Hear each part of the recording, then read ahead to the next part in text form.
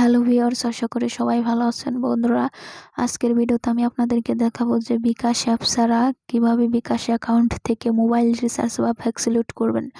তো বন্ধুরা, অনেক সময় আমাদের মোবাইল এমবি থাকে না, যার কারণে আমরা বিকাশ অ্যাপ থেকে মোবাইল রিচার্জ করতে পারি না।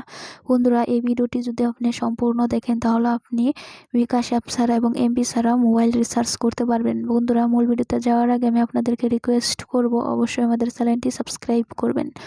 তো বন্ধুরা, যারা অলরেডি সাবস্ক্রাইব করেছেন তাদেরকে অসংখ্য ধন্যবাদ। বন্ধুরা, আপনারা আপনাদের ফোন অ্যাপে চলে যাবেন।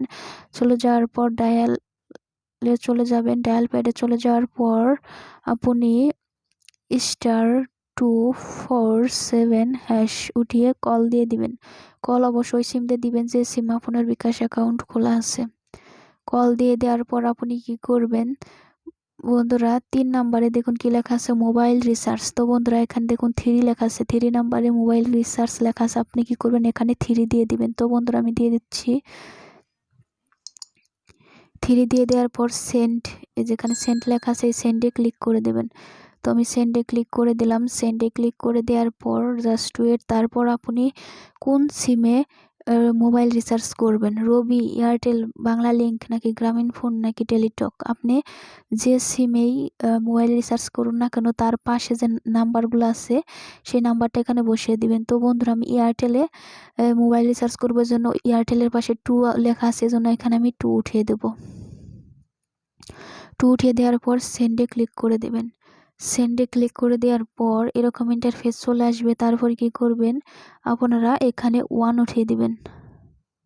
প্রিপেড এটা সিলেক্ট করে দেবেন। তারপর আবার সেন্ডে ক্লিক করে দেবেন। সেন্ডে ক্লিক করে দেওয়ার পর এখানে আপনি যে নাম্বারে টাকা রিচার্জ করতে চান ওখানে নাম্বারটা দিয়ে দিবেন, ওই নাম্বারটা এখানে দিয়ে দিবেন। তো বন্ধুরা, আমি নাম্বারটা দিয়ে দিচ্ছি। নাম্বারটি দিয়ে দেওয়ার পর সেন্ডে ক্লিক করে দেবেন।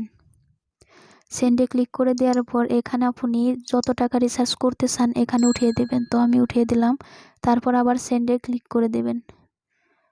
সেন্ডে ক্লিক করে দেওয়ার পর আপনি এখানে পিন নাম্বার দিয়ে দিবেন। তো আমি পিন নাম্বার দিয়ে দিচ্ছি, আপনি আপনার অ্যাকাউন্টের পিন নাম্বারটি দিয়ে দিবেন। পিন নাম্বারটি দিয়ে দেওয়ার পর সেন্ডে ক্লিক করে দেবেন।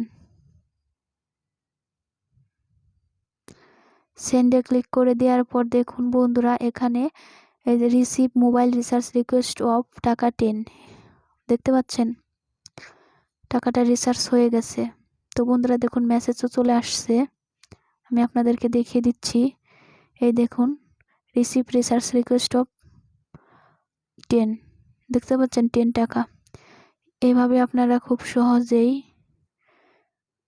বিকাশ থেকে টাকা রিচার্জ করতে পারবেন। বন্ধুরা, ভিডিওটি যদি ভালো লাগে তাহলে ভিডিওতে অবশ্যই লাইক দিবেন, সাবস্ক্রাইব করবেন। Thanks for watching.